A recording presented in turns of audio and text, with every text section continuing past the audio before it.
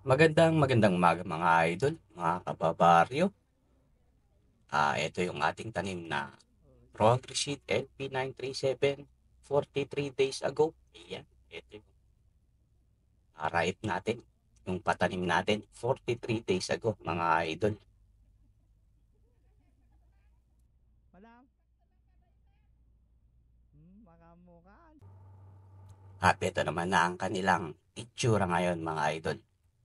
Nakuhanan to noong katapusan December 31 bago mag-New Year. Bumisita tayo sa ating palayan. Ito na ang kanilang mga itsura mga idol. Panicle initiation stage na sila o kaya yung nagbubuntis na sila mga idol. Nakapag-top dress na rin pala tayo dito ng pinaghalong urea at MOP Muriate of Potash o yung 0060 noong kanyang ika 40 days. Ayan, idol.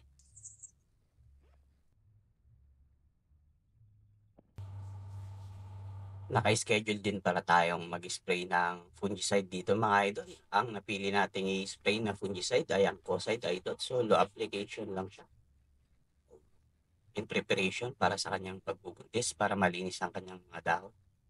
Maiwasan natin ang mga bacteria at saka fungi na causing diseases ng mga palay.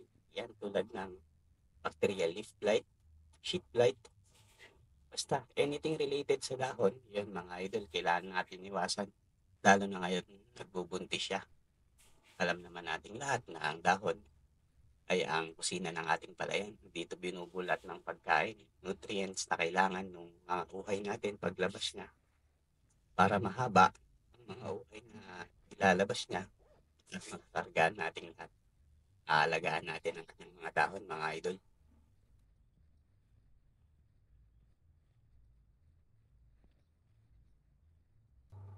Nakapag-spray na rin pala kami dito ng systemic na insecticide, mga idol. Kaya maghihintay pa tayo ulit ng 10 to 15 days. Depende kung anong makikita nating mga insekto dito sa ating palayan, mga idol. Pero so far, wala naman. Lalo na yung tinatawag na brown plant hopper. Focus ng hopper po. Yung pagkasunog ng mga palay. Magpa-brown yung mga palay natin, mga idol. Ang tinitira kasi ng mga brown plant hopper ay yung pinaka-stem ng palay. Mamatay na yung mga palay natin, mga idol. Natawag na copper burn. Medyo mabigat-bigat lang nating kalaban ngayon, mga idol, ay ang mga daga. Marami silang kinukuha ang porsyento na dito sa ating palayan. Dito sa palayan ni Kuya Glenn, mga idol. Marami silang pinagpuputulan, mga idol. Pero sabay-sabay kami nagtanim dito, kaya hati-hati kami sa daga, sa damage ng daga, mga idol. Ito pala yung area na paraging inaabot ng tubig, mga idol.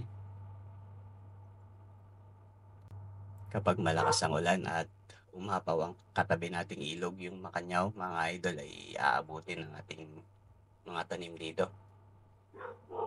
Ayan. So far, wala naman tayong nakikitang problema, mga idol. Ayun muna ang ating year-end na pagbisita sa ating palayan. Magandang umaga at Happy New Year!